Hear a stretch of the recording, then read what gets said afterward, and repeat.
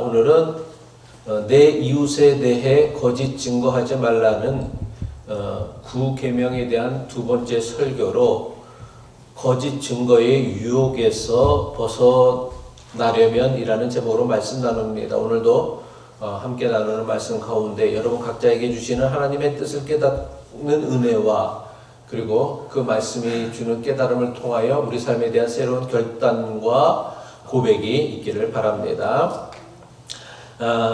지난 주일 우리는 내 이웃에 대하여 거짓 증거하지 말라라는 9째 계명이 얼마나 준엄한 무게를 가지고 있는지에 대하여서 살펴보았습니다.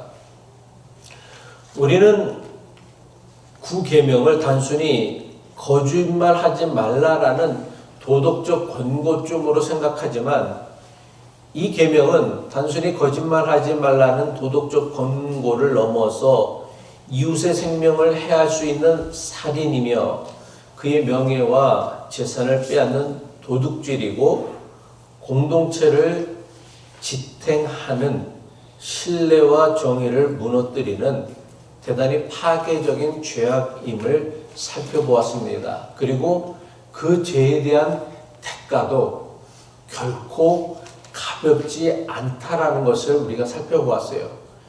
우리가 이 계명을 이해할 때 가장 중요한 건 뭐냐면 내 이웃에 대하여예요. 거짓 증거, 우리는 거짓 증거하지 말라 해서 거짓말 안 하면 되지 뭐 그쪽으로 생각을 하는데 아니요. 내 이웃에 대하여 거짓 증거하지 말라라고 얘기했어요. 사실 우리는 이것을 중요하지 않은 계명으로 여기기 쉬운데 사실은 우리 모두가 피할 수 없는 계명이 회피할 수 없고 외면할 수 없고 또 벗어날 수 없는 계명이 이 계명이에요. 우리는 모두 다 우리의 이웃에 대하여 나와 다른 사람에 대하여 심지어는 하나님에 대하여 함부로 거짓말하고 살아가고 있기 때문에 그리고 그 거짓말의 대가는 뭐냐면 내가 한 말이 누군가 이웃에 대하여 내가 한 말이 참이고 진실이면 그 말이 그대로 이루어지겠지만 만약 누군가를 내가 모함하거나 누군가를 인격을 깎아내리거나 아니면 비난하는 말이 그 사람에게 합당하지 않은 말일 경우에는 그 책임은 오로지 다 누구에게? 우리 자신에게 물으신다라는 대단히 어떻게 보면 준엄하고 엄중한 계명이 바로 구계명의 말씀이라는 것입니다. 우리가 지난주 살펴보았던 나봇의 포도원 이야기를 보면 거짓 증인들의 말 한마디가 어떻게 한 사람의 생명을 앗아가고 한 사람을 파멸로 이끄는지 그리고 그것이 그 한 가문의 파멸뿐만 아니라 이스라엘 전체를 흔드는 대단히 엄청난 스캔들이 되어져서 이스라엘 전체의 정권이 휘청거릴 정도로 매우 중요한 계기가 되어진 사건이라는 것입니다. 또한 이처럼 누군가 우리가 다른 사람에 대하여서 거짓 증언을 한다는 것은 지금도 마찬가지로 사람을 죽일 수 있는 대단히 파괴력을 가지고 있는 엄청난 사건이라는 것을 기억해야 됩니다. 오늘날 우리는 예전처럼 법정에서 거짓 증언의 돌멩이를 들지는 않지만 가정과 직장 심지어 교회 공동체 안에서 뒷담화나 가짜 뉴스, 악성 댓글 그리고 상대방을 비난하고 자신을 정당화하는 교묘한 말의 형태로 너무나 빈번하게 이 거짓 증거들이 우리 현장에서 삶의 현장에서 반복되어지고 있다는 사실입니다. 오늘은 여기서 한 걸음 더 들어가려고 합니다. 그렇다면 우리는 왜 이토록 파괴적인 죄악인 줄 알면서도 누군가 우리가 이웃에 대하여 함부로 말하고 거짓을 말하는 것이 얼마나 파괴적이고 심각한 대가를 치러야 하는 죄악인 줄 알면서도 이 거짓 증언의 유혹에서 벗어나지 못하는 것일까요? 왜 진실을 말하는 것이, 정직을 말하는 것이 그토록 어려울까요? 우리 마음 깊은 곳 그 영적인 뿌리에는 도대체 무엇이 있기에 우리는 이 거짓말, 거짓 증거의 늪에서 헤어나지 못하는 것일까에 대해서 살펴보려고 합니다. 가장 먼저 우리가 살펴봐야 될 것은 우리가 거짓 증거의 유혹에서 빠지지 못하는 가장 주된 이유는 욕심 때문이에요. 지난주 살펴보았던 나봇의 포도원 사건이 어떻게 시작되어졌습니까? 이 모든 비극의 시작은 아합 왕의 탐욕, 즉 자기가 보니까 나봇의 포도원이 너무나 아름다운 거예요. 왕이면 이미 가진 재산도 많았을 텐데, 나라가 다 자기 것이었을 텐데, 하나님이 그 가문에게 부여준 그 땅까지도 탐을 내는 거예요. 그래서 그것을 가지고 싶다라는 욕심에서 이 모든 비극이 시작되어졌다라는 것이죠. 그리고 그 욕심이 사악한 아내 이세벨에 의하여 불량배들을 돈으로 매수하여 거짓 증언을 하게 만드는 대단히 끔찍한 죄로 이어졌다는 사실입니다. 이처럼 9번째 계명인 거짓 증거의 죄는 다른 계명들과 마찬가지로 10번째 마지막 계명인 탐심과 대단히 깊이 연결되어져 있다는 거예요. 모든 계명도 이제 다시 10계명을 10번째 계명을 할 때 살펴보겠지만 모든 계명들은 다 10번째 계명과 간접적으로 연결되어져 있다는 거예요. 생각해 보시기 바랍니다. 왜 우리가 이웃에 대하여 거짓을 말합니까? 동료의 평판을 은근히 깎아내리는 뒷담화는 그의 자리를 탐내는 마음에서 비롯되어지고 상대방을 이기기 위한 사실을 왜곡하는 교묘한 말들은 나의 자존심을 지키고 내가 다른 사람보다 더 칭찬받고 인정받기 위한 탐욕에서 비롯되어진다는 사실입니다. 나봇의 포도원 사건이 이것을 분명하게 우리에게 보여주고 있습니다. 아합의 탐심은 이세벨의 거짓 증언이라는 악한 도구를 통하여서 나봇을 죽이는 살인하지 말라는 계명을 어기게 되어졌고 결국은 그의 포도원을 빼앗는 도둑질하지 말라는 8계명까지 어기는 대단히 끔찍한 결과로 이어졌다는 사실이에요. 이처럼 거짓 증언은 종종 그 자체로 독립되어진 죄라기보다는 우리 마음속에서 이미 시작되어진 탐욕이라는 죄를 현실 세계에서 이루어내는 수단과 방법이 되어진다라는 거예요. 그러니까 우리의 탐심을 가장 현실화시키는 가장 손쉬운 도구가 뭐냐면 바로 거짓 증언이라는 거예요. 그리고 그 거짓 증언에서 확장되어진 죄는 우리로 하여금 6계명과 7계명과 8계명의 계명을 어기는 그 외에 다른 여러 가지 계명도 어기는 죄로 발전하게 만든다라는 거예요. 우리가 거짓말하는 순간들, 거짓 증거하는 순간들, 이웃에 대하여 함부로 말하는 순간들을 정직하게 한번 돌아보시기 바랍니다. 어떨 때 우리가 이렇게 하느냐? 무언가를 더 얻기 위하여, 나의 이익을 지키기 위하여, 또는 다른 사람보다 내가 더 나아 보이기 위하여, 나의 실수를 덮기 위하여 진실을 왜곡하는 경우가 사실은 대부분이라는 거예요. 직장에서 동료를 깎아내리는 뒷담화의 이면에는 그를 밟고 올라서려는 욕심이 숨겨져 있다는 사실이에요. 자신의 성과를 부풀려 보고하는 말 속에는 남들보다 자기가 더 인정받고자 하는 욕망이 도사리고 있다는 것이죠. 이거는 어느 누구도 피할 수 없는 우리 안에 가지고 있는 이 탐심, 탐욕이라는 마음이라는 거예요. 두 번째, 거짓을 말하게 하는 또 다른 강력한 동기는 두려움입니다.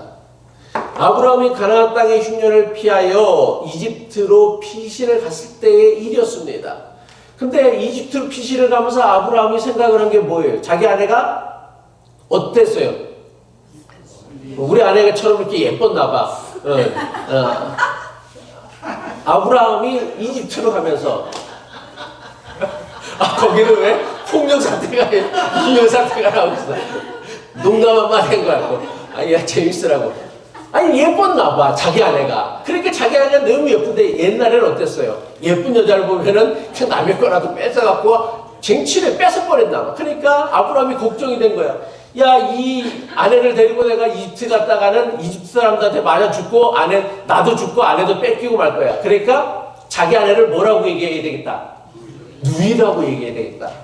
그래서 가는 사람마다 이 사람은 내 누이야, 내 누이. 물론 누이도 맞지. 사실은 친족 간에 결혼을 했으니까. 근데 지금은 결혼한 아내이신 분이잖아. 당당하게 자신있게 이 사람은 나의 아내다라고 얘기하고 자기 아내를 지켜야 되는데 자기를 죽이고 아내를 뺏길 거라는 두려움 때문에 거짓 증언을 했다라는 거예요.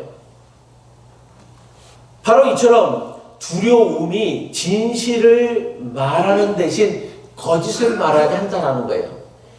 이건 오늘 우리도 마찬가지라는 거예요. 우리 역시 두려움 때문에 진실을 외면할 때가 너무나 많습니다. 처벌받을 것이 두려워서, 사람들이 나를 어떻게 볼까 두려워서, 관계가 깨어질까 두려워서 우리는 입을 닫거나 사실을 교묘하게 비틀어서 말한다는 사실이에요. 이처럼 두려움은 진리가 되시는 하나님보다 눈앞의 상황과 사람을 더 크게 보게 만든다라는 거예요. 그래서 우리를 진실과 정직 대신에 자기 보호를 하는 우상을 택하게 만드는 것, 그게 바로 두려움이라는 거예요. 그리고 그 두려움이 우리로 하여금 거짓을 말하게 만든다라는 것이죠. 그러나 욕심과 두려움을 넘어 우리가 거짓 증거에서 벗어나지 못하는 가장 근본적인 뿌리는 바로 우리가 하나님과의 관계가 깨어진 실존의 상태라는 것, 여기에 있다라는 것을 성경은 말씀하고 있습니다. 성경은요, 우리의 실패가 단순히 의지가 약해서가 아니라 스스로 하나님과 같아지려는 인간의 자만이 진리 대신 거짓을 택하였다라고 말씀하고 있습니다. 성경이 기록하고 있는 최초의 거짓말이 무엇이었냐면, 성경이 기록하고 있는 최초의 거짓말이 뭔지 알아요 혹시? 만지지 말라. 예? 만지지 말라. 아니에요. 에덴 동산에서 뱀이 하와에게 한 말이 성경이 기록하고 있는 최초의 거짓말이에요. 그 거짓말이 무엇이었냐면 창세기 3장 5절의 말씀이죠. 너희가 그것을 먹는 날에는 너희 눈이 밝아져 하나님과 같이 되어 선악을 알 줄 하나님이 아심이니라. 이거는 하나님이 하신 얘기가 아니에요. 누가 하는 얘기예요? 뱀이 하는 얘기야. 뱀이 아담과 하와를 유혹하기 위해서 하는 말이야. 하나님은 뭐라고 얘기하셨어요? 이 나무는 선악을 알게 하는 나무이니 이것을 먹으면 너희가 정녕 죽으리라고 얘기했어요. 그런데 뱀은 어떻게 교묘하게 하나님의 말씀을 왜곡하고 비틀었냐면, 너희가 그것을 먹는 날에는 너희의 눈이 밝아져서 하나님과 같이 되어 선악을 알 줄 하나님이 아심이니라. 뱀의 거짓말은 단순히 사실을 왜곡한 수준이 아니었어요. 그것은 하나님에 대한 대단히 악의적인 거짓 증언이었어요. 그런데 아담과 하와는 하나님의 말씀, 이 선악을 알게 하는 나무는 너희가 먹지 말라, 정녕 죽으리라는 말씀도 들었고, 하나님의 말씀도 들었고, 그것을 또 증언하고 있고, 뱀이 하는 얘기를 들었어요. 야, 너 이거 먹으면 너희 눈이 밝아져 갖고서 너희가 스스로 하나님과 같이 되어 갖고서 선악을 알 줄을 하나님도 알기 때문에 너희한테 이거 먹지 말라고 한 거야 라고 얘기를 한단 말이에요. 그러면은 아담과 하와는 누구의 말을 들었어야 됐어요? 하나님의 말씀을 들어야 돼. 이거 먹으면 죽는구나. 이거 먹으면 인류가 망하는구나. 이거 먹으면은 사람이 함부로 선과 악을 판별하게 되어지면 인간 세상은 온갖 혼란과 혼돈으로 뒤집어질 것이다 라는 것을 깨달았어야 되는데, 아담과 하와는 누구의 말을 들은 거예요? 하나님 말씀 대신 뱀의 말을 들었어요. 왜 뱀의 말을 들었을까? 스스로 자신들이 하나님과 같아지려고 하는 욕심 때문에 진실과 정직을 말하시는 하나님의 말씀 대신에 거짓과 왜곡을 일삼는 뱀의 말을 인간이 스스로 선택했다라는 거예요. 어떤 언론에서 실험을 했어요. 진짜 뉴스랑 가짜 뉴스를 똑같이 사람들에게 카톡으로 보내요. 그러면 이 진짜 뉴스와 가짜 뉴스를 사람들에게 보내면 어떤 뉴스가 더 많이 빨리 퍼지는가를 실험을 해본 적이 있었어요. 제가 그래 그 다큐멘터리를 이렇게 유심히 봤던 기억이 있는데 어떤 소식이 빨리 퍼질 것 같아요? 예? 왜? 더 스토리가 예? 좀 재밌게 했어. 그렇죠. 가짜 뉴스가 더 자극적이에요. 그리고 가짜 뉴스는 다 뭐예요? 누군가를 비난하거나 비방하거나 뒷담하는 말이란 말이야. 누가 좋은 일 했다. 누가 뭐 선한 일 했다라는 얘기도 물론 선행도 퍼지긴 하지만 선행이 퍼지는 확산은 1이라고 한다면 가짜 뉴스가 퍼지는 그 확산도 속도는 뭐 7배가 넘는데요. 그럼 사람들은 그 결국은 뭐냐면 거짓말을 하는 사람도 문제이지만 그 진실과 거짓말을 받아들이는 사람들의 마음에도 문제가 있는 거예요. 우리는 본성적으로 뭐를 더 관심을 가지는 거예요? 진짜 뉴스보다 가짜 뉴스에 더 귀를 혹한다라는 사실이에요. 이게 바로 아담과 하와가 하나님의 말씀 대신에 뱀의 이야기를 듣고 귀 기울여 그의 말대로 행동한 이유다라는 거예요.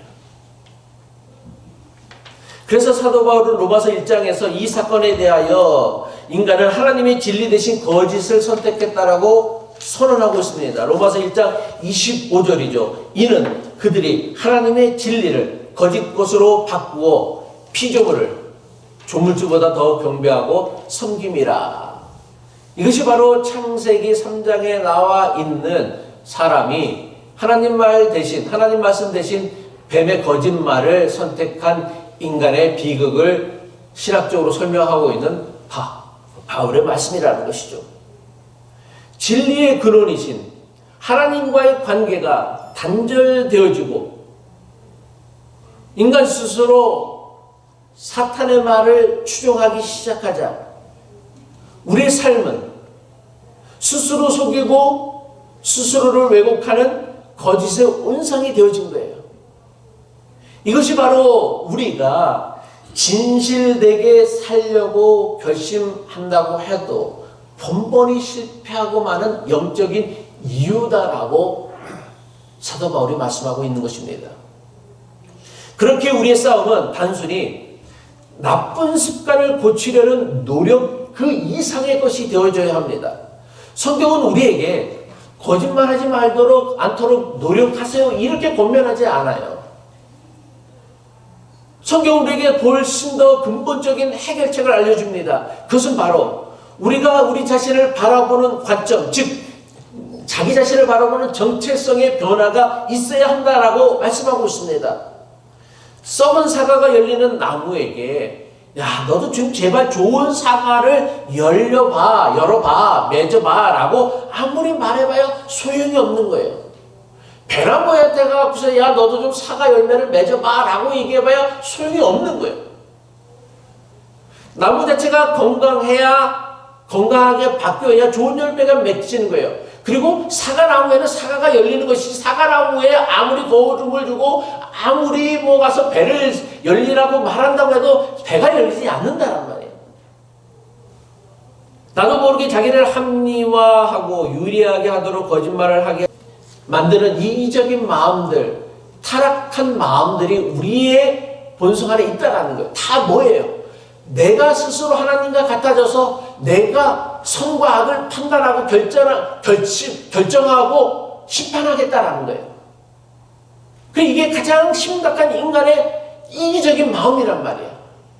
어떻게 인간은 자기에게 유리하면 선이고 자기에게 불리하면 악으로 여기냔 말이에요.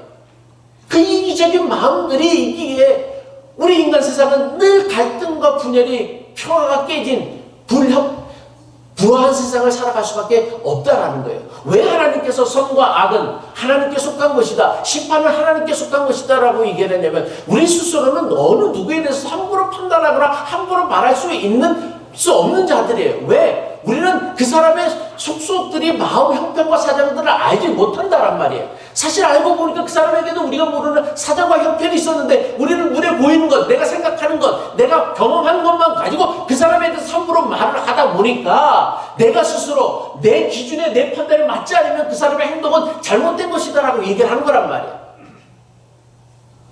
이런 마음들을 그대로 둔 채 우리의 힘만으로 노력하는 것에는 곧 한계가 있고 그 한계는 우리로 하여금 우리를 거짓 증거하는 사람으로 이끌어 간다라는 거예요. 그렇다면 어떻게 이 근본적인 변화가 가능할까요? 이 변화는 오직 진리이신 예수 그리스도를 인격적으로 만날 때만 가능하다라고 성경은 말씀하고 있습니다. 예수님께서는 요한복음 8장 32절에서 이렇게 말씀하셨죠. 진리를 알지니 진리가 너희를 자유케 하리라. 여기서 진리란 사실이나 지식을 아는 것을 뛰어넘는 말씀이에요. 진실한 인격체이신 예수님과 살아있는 관계를 맺는 것을 의미한다라는 거예요. 그래서 우리가 예수님을 내 삶의 방식을 이끌어 주실 가장 신뢰할 만한 사람으로 받아들이고 그분과 동행하기로 결심하는 것, 이게 바로 진리라 지니 진리가 너희를 자유케 하리라는 말씀에 담겨져 있는 진정한 의미다라는 거예요.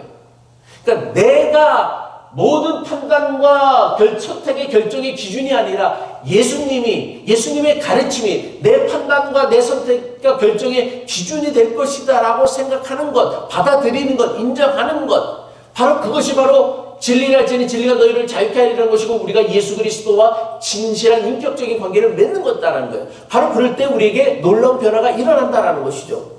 이때 우리는 거짓과 두려움에 묶여 살던 옛 모습에서 벗어나 진리 안에서 참된 자유를 누리는 새로운 사람으로 거듭나는 그런 놀라운 경험, born again이라는 회심이라는 사건을 우리가 체험하게 되어진다는 것이죠. 물론 존재의 변화는 시작에 불과할 뿐입니다. 우리는 구원받은 이후에도 born again, 거듭난 이후에도 여전히 우리 안에 남아있는 죄의 습성과 끊임없이 싸워야 합니다. 어떻게 해야 거짓을 다스릴 수 있습니까? 성경은 말을 바꾸기를 원한다라면 먼저 마음을 바꾸라고 강력하게 권면하고 있습니다. 예수님은 사람의 말이 어디에서 나온다고 얘기했어요. 누가복음 6장 45절의 말씀이죠. 선한 사람은 그 마음속에 선한 것을 쌓아두었다가 선한 것을 내고 악한 사람은 그 마음속에 악한 것을 쌓아두었다가 악한 것을 낸다. 마음에 가득 찬 것을 입으로 말하는 법이다. 우리 입이 수도꼭지라면 우리의 마음은 뭐와 같다? 수건재와 같은 거예요. 우리의 그 파이프 라인을 어디에다 내고 있느냐에 따라서 우리 입에서 좋은 말이 나올 수 있고 옳은 말, 정직한 말, 진실된 말이 나올 수 있고 거짓된 말, 남을 비방하는 말, 남을 험담하는 악한 말이 나올 수 있다라는 거예요. 예수님의 가르침에 따르면 우리의 말은 마음에 있는 생각이 말이 되어서 입으로 나오는 것이 우리의 말이다라고 말씀하고 있습니다. 물론 사람은 아주 교묘한 존재이기에 마음에도 없는 말을 할 때도 있습니다. 어쩔 때 사람을 속이고 기만하기 위해서, 자기를 의롭게 보이기 위해서, 가식하기 위해서 마음에도 없는 말을 할 때도 있어요. 하지만 이것은 특별한 경우이고 대부분 사람은요, 어떤 식으로든 간에 마음에 있는 생각을 불현듯 말하게 되어져 있어요. 그것이 잠꼬대이든 간에. 따라서 말을 바꾸기를 원한다면 마음을 바꾸는 길 외에는 다른 길이 없습니다.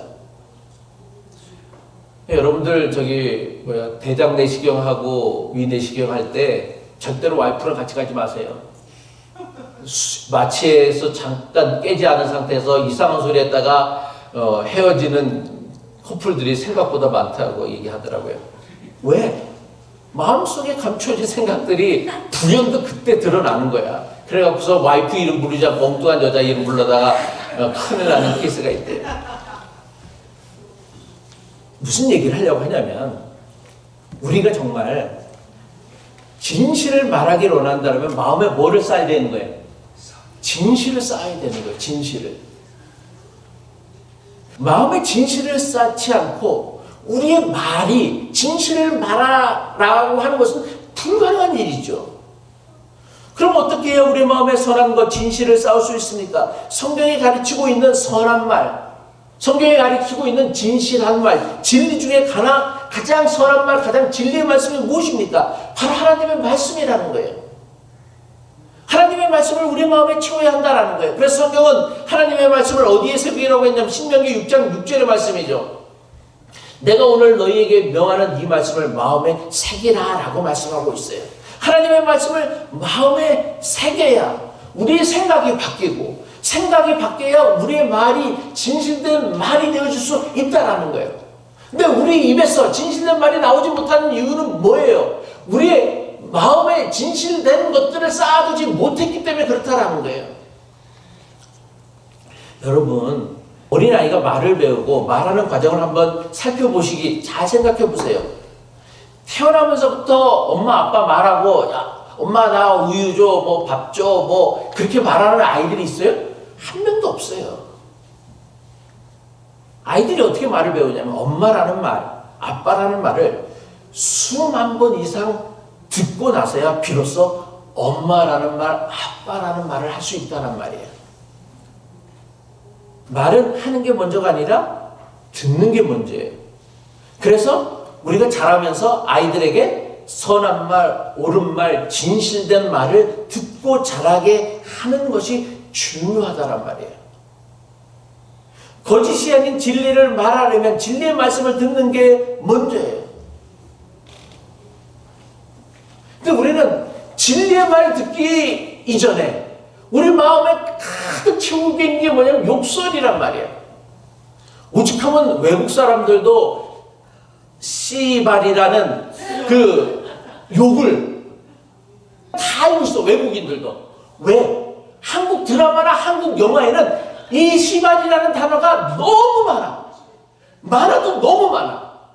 아주 습관적으로 해. 근데 그 단어의 어원을 우리가 생각을 해보면 이 말은 절대로 해서는 안 되는데 우리는 이것을 입에 달고 살아. 그러니 아이들이 뭐예요? 입만 열면 그 말이 튀어나오는 거야. 왜? 안 들었는데도 그 말이 튀어나와요? 안 들었는데 튀어나오냔 말이야. 들었기 때문에 튀어나온 거란 말이야. 무슨 어려운 일이다, 급한 일이다 하면 아이고 주님 먼저 튀어나와야 되는데 아이고 씨발 이게 나오면은 되겠냔 말이야. 안 되지. 근데 우리는 주님 하나님 나를 도우소서 그 말보다 그 말을 더 많이 듣고 살아간다니까. 안 그래요?